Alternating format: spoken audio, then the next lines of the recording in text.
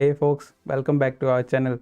And if you don't know about virtualization, hypervisor, and even if you don't know about how to create a virtual machine, then this is the exact video you're looking for.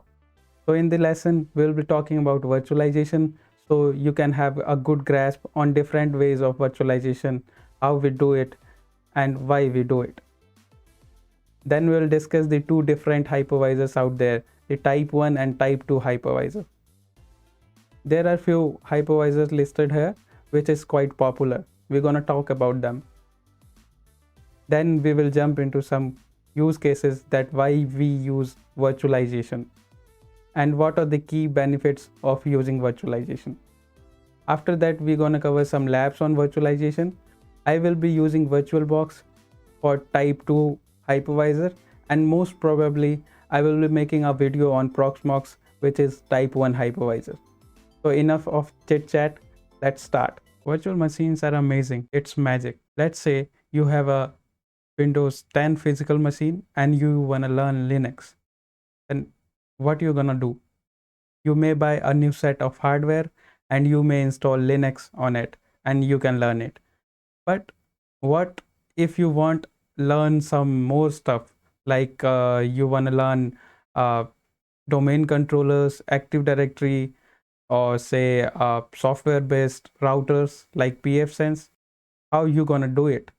Will you buy the different set of hardware for those ones also? No, it's not possible.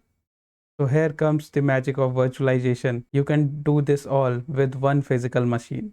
That's the power of virtualization. What you must have is a CPU that is able to perform virtualization. And if you have bought the CPU in say last 10 years, probably you're gonna have it. So you have to enable this feature from the BIOS. It may be termed as VMX or AMD V in case you are using AMD processor. You can easily find these settings in your BIOS. So first, get these settings enabled. In the realm of Intel, it is called VMX, whereas in case of AMD, it is called AMD V.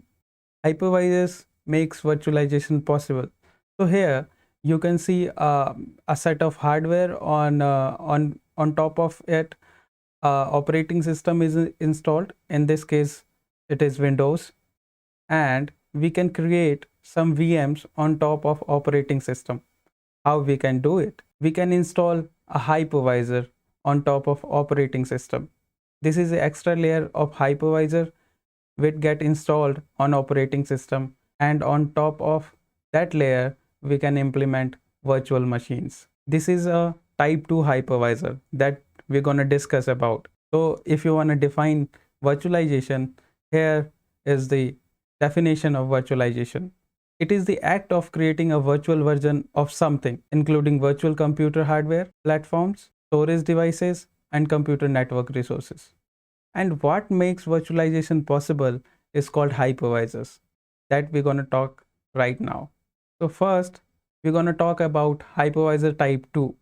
Here you can see there is a layer of hardware upon which we install our operating system. In this case, Windows is installed. On top of operating system, we install our hypervisor. It may be VMware, VirtualBox, Fusion, or QEMU. These are quite popular ones. So you can install hypervisor on top of your existing running operating system. And top of these hypervisors, we may implement different kind of VMs. Like we can implement a Linux VM, or say a Windows VM, or even we can implement a Mac OS. On top of these VMs, we deploy different kind of apps, like we can deploy domain controller, SQL server, or say DNS server. So in this type of hypervisor, actually hypervisor borrows some of the resources from operating system. Actually it asks to operating system to get some of the resources. Then it provides that virtual resources to the virtual machines. So hypervisor creates a virtual CPU, virtual storage, virtual RAM, virtual GPUs for its VMs. So let's talk about some key features of Type 2 hypervisor. These type of hypervisor called hosted hypervisors because it gets installed on top of your existing operating system. So these are also termed as hosted hypervisors. It runs on host OS. Clients are termed as a guest OS. So these VMs are called guest OSs, and your operating system will be termed as a host OS. So in this case, your physical machine can be used as a workstation. These type of hypervisors basically used by end users, and these are some examples of type 2 hypervisors like VMware Workstation, VirtualBox, Fusion, and QEMU. Apart from these, there are a lot of them out there, but these are quite popular amongst them. Now we're going to discuss about type 1 hypervisors. So in this type of hypervisor, the hypervisor gets installed on the top of hardware layer. So there is no operating system between the hardware layer and the hypervisor. The hypervisor can be VMware ESXi, Proxmox, Hyper-V, KVM, or Citrix Xen Server. On top of hypervisor, we deploy different VMs, and on top of VMs, we deploy our apps. In type 1 hypervisor have directly access to all its hardware. So it has a better control on hardware as compared to type 2 hypervisors. So this type 1 hypervisor is also called bare metal or native hypervisor because it gets installed directly on the hardware layer. It acts as a firmware for VMs, means it provides direct access of hardware to the VMs. These type of hypervisor machines can't be used as a workstation. Mostly they do have consoles like web UI. From there you can access the hypervisor and you may create different VMs. And the guest OS or say clients may be accessed through application like VNC, RDP, SSH, or even through HTTP protocol or say web UI. All type 1 hypervisors are headless, means there is no need of keyboard mouse after installing hypervisor on the hardware. These type of hypervisors are mostly used in data centers, and I have listed some quite popular type 1 hypervisors. First and most popular is VMware ESXi. Second one is Microsoft Hyper-V. Third one is KVM, and the Proxmox and the Citrix Xen Server. So probably I will be covering a video on Proxmox, which is a type 1 hypervisor. In this video, we'll see type 2 hypervisor on VirtualBox. Here I have listed some key differences between type 1 and type 2 hypervisor. You may take a screenshot for future reference. So first, type 1 hypervisor. It is also called bare metal or native hypervisor because it gets installed directly on the hardware. Whereas type 2 hypervisors are called hosted hypervisors because it installed on the native operating system. Type 1 hypervisors run directly on the system with VMs running on them, whereas type 2 hypervisor runs on a conventional operating system. Type 1 hypervisor is a type of hardware virtualization, whereas type 2 hypervisor is OS virtualization. So in type 1 hypervisor, guests, OS and applications runs on the hypervisor, whereas in type 2 hypervisor, it runs as an application on the host OS. Type 1 hypervisor have better scalability in terms of type 2 hypervisor. When you talk about setup and installation, in this criteria, type 2 hypervisor is a lot simpler.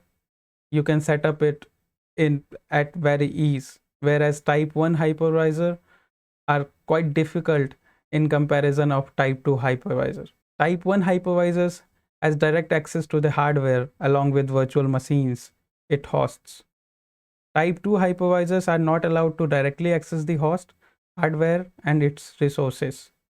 Type 1 hypervisors are faster than type 2 hypervisors. It has high performance as there is no middle layer. It is more secure in comparison of type 2 hypervisor.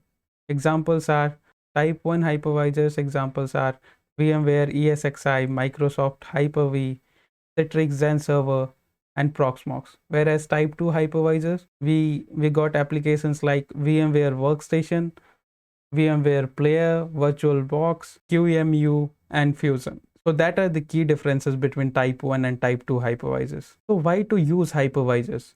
First, it has got better utilization of hardware resources, which have got enough of CPU and RAM, and you are not utilizing them a lot. So what you can do, you can get a hypervisor installed on top of that, and you may use the resources in a quite better way. So due to that, we save a lot of power. It also provides us flexibility, means VMs can be moved to one physical hardware to another physical hardware in case of any hardware failure. Recovery. You can recover your VM at very ease. You may take a snapshot of your VM and you can restore from a snapshot also. And VMs are stored as a file, so you can move them easily. And last but not least, it's a great tool in learning different technologies.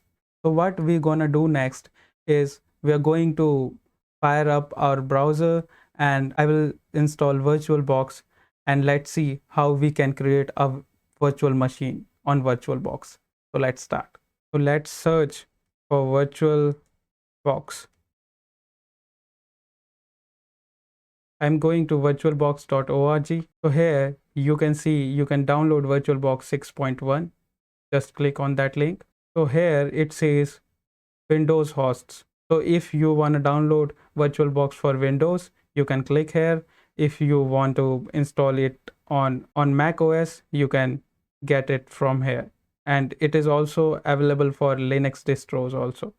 So in our case, we're going to download it for Windows hosts. And you may also require Oracle VM VirtualBox extension pack, because it helps us to integrate USB devices to our VMs. We're gonna download that too. So you can download it from here, all supported platforms. So now we have downloaded VirtualBox and VirtualBox extension pack.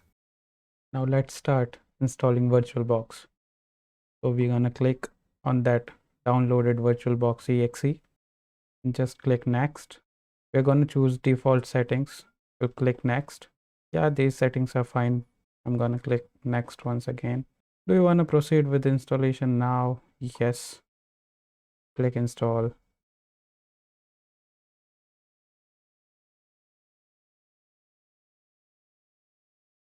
Also, Oracle VM VirtualBox installation has been finished.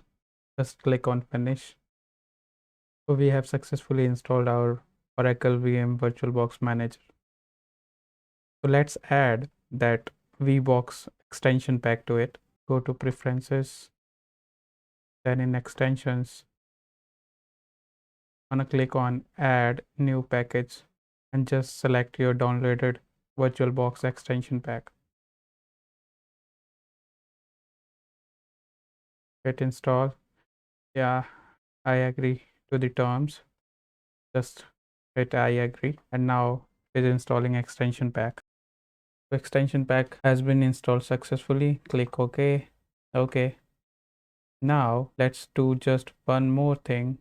We're gonna download Kali Linux ISO file. Click on download Kali Linux. And I'm gonna select the Kali Linux 64-bit installer, as I have a 64-bit CPU. So just click on Kali Linux 64-bit. That's gonna take some time because it's 4 gigs in size. And meanwhile, we're gonna also download Ubuntu. That will be our second VM in this lab. So just download Ubuntu desktop. Click on download. Now our both Kali Linux ISO file and Ubuntu ISO file are being downloaded. So just wait for it. So I have downloaded both the ISO file for Kali Linux as well as for Ubuntu desktop. So now we're gonna we're gonna create a new virtual machine. So it's quite simple. You just have to click on new icon, and then you have to name it your VM. I'm gonna name my VM as Kali VM. Then select the type of the VM, Linux, and the Kali Linux is not listed in the version, so we can select Ubuntu 64-bit. Both are same. Both Kali Linux and Ubuntu are based on Debian, so that's not gonna make much of difference. So now hit next.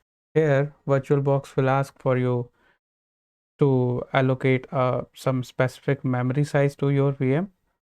So I'm going to assign it a 2 gig of memory, and hit next. We will go with the defaults.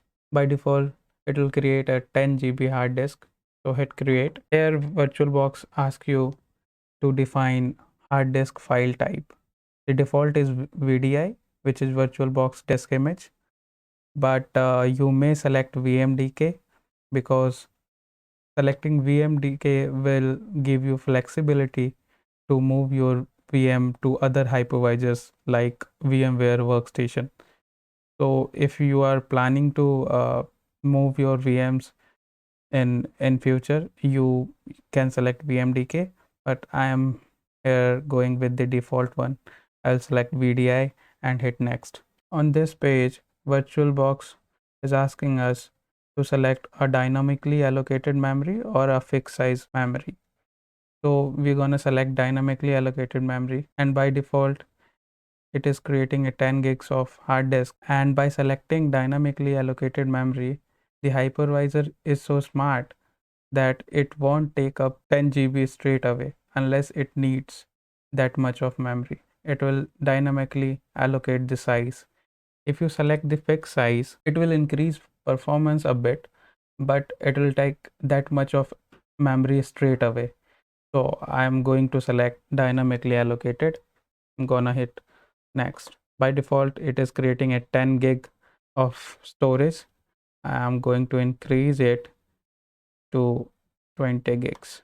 Make sure you do have a hard disk space in your system. Then I'm gonna hit create.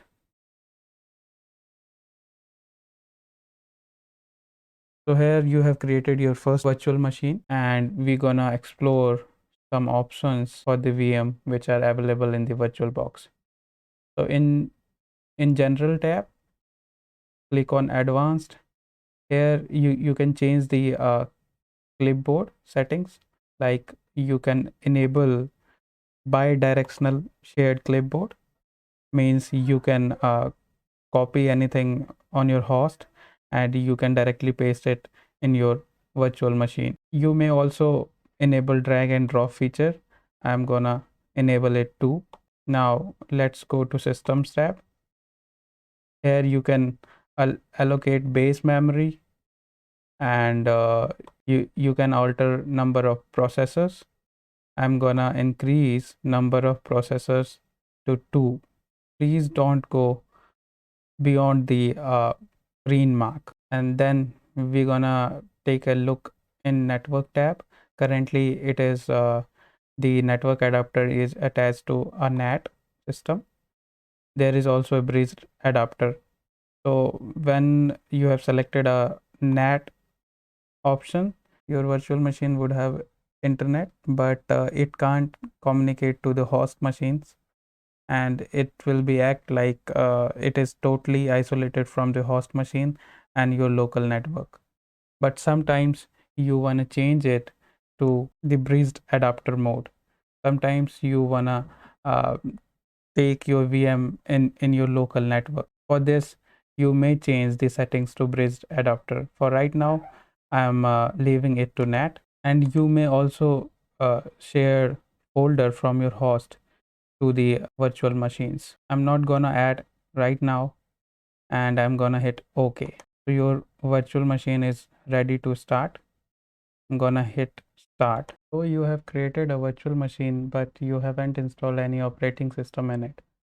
So what we're gonna do is we're gonna attach the ISO file which we have downloaded to its CD drive. So we're gonna click on storage, go to CD drive. It's showing empty right now. We're gonna click on this icon and gonna add Kali Linux ISO file. Hit OK. Now start your VM.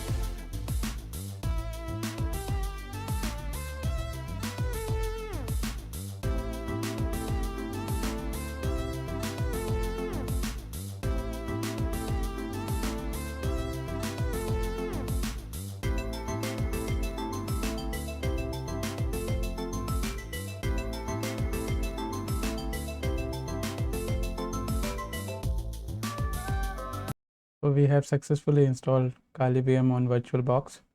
Meanwhile, I have also installed Ubuntu VM. So let's start your Kali VM. Look, it is booting like a normal physical system.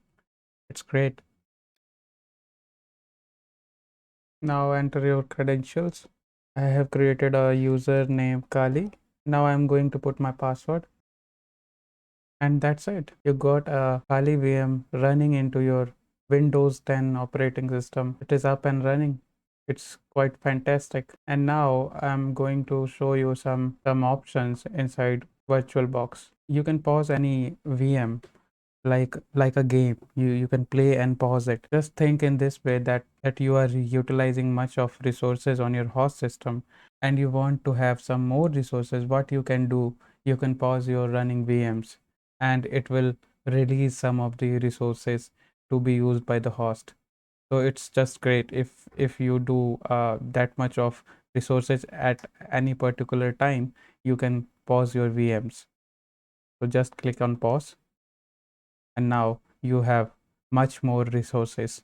Now you can again go to machines and you can unpause the system. Now you can work inside this VM. So second option is reset. Reset is like unplugging and replugging your power source. So it will just cut the power off of the VM and it will start again. So it's not going to be shut down. It would be rather a hard reset. If your VM got hung up, you can use this option to reset. Whereas ACPI shutdown actually send a shutdown request to the VM and it gets properly shut down. I'm gonna use this ACPI shutdown option right now. And now you can see, so now you can properly shut down your system like that. Again, I'm going to start my VM.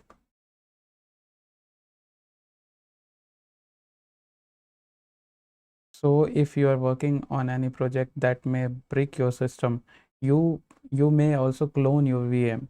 So you can right click on the Kali VM and from here you can actually clone your system. Actually right now it's running, so the clone option is grayed out. We have to shut it down first. So I'm gonna use close and then ACPI shutdown. Click on shutdown, and now you can clone the system. So if due to any reason you have bricked your system, use your cloned system. You can also create snapshot of the VMs.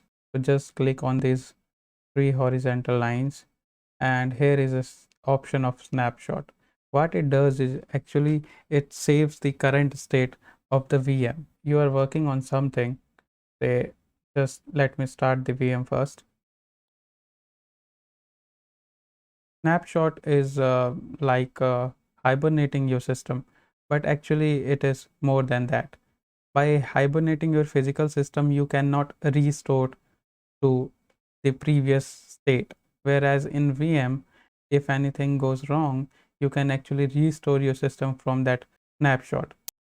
So say I am working on some projects, and so now I have to go for some other task.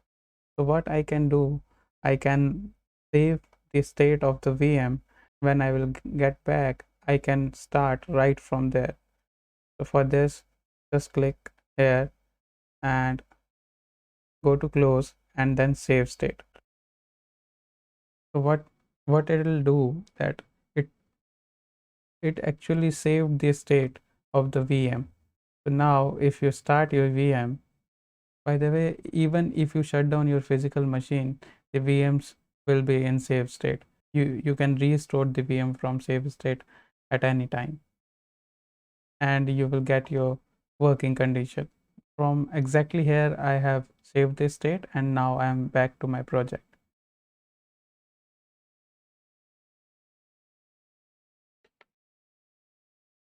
Now here you can see I'm running parallelly two VMs. One is Ubuntu VM and another is Kali VM.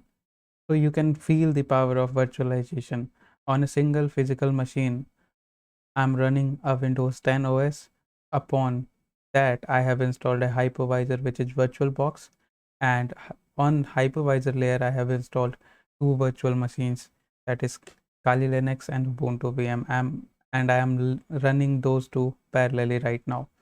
So that's the power of virtualization. You may run multiple virtual machines over a single physical hardware, and you can learn a lot of technologies. So the hypervisors gives us one more option, that we can import a pre-built virtual machine. So you may import a Kali VM directly from a website. You have to download a OVA file, and from there you can import that VM into VirtualBox. If you go to downloads Kali Linux website, here you can see there are multiple options. Like here you may download the ISO file of different versions of Kali Linux, and at last you have an option to download Kali virtual machines, whether for Kali Linux VMware or for VirtualBox. To download it, you have to click this link, which redirect us to offensivesecurity.com. From here you can install, or rather say you can download a OVA file, which can be imported by VirtualBox, and you can have a up and running virtual machine at very ease. In our case, as we are using VirtualBox, we'll go to Kali Linux VirtualBox images, and we're gonna download that Kali Linux VirtualBox 64-bit OVA file. And after downloading that OVA file, you can import that OVA file from here. Just click on file. Just you have to click to file and go to import appliances, and here you can give the path of that OVF file. So I think you just learned a lot. I have shown you some glimpses of virtualization. You can feel the power of virtualization, and if you followed along, you just created your first VM. If you learned something or say anything from this video, please like the video and consider subscribing us. I will be back with some great videos. Till then, stay safe and bye.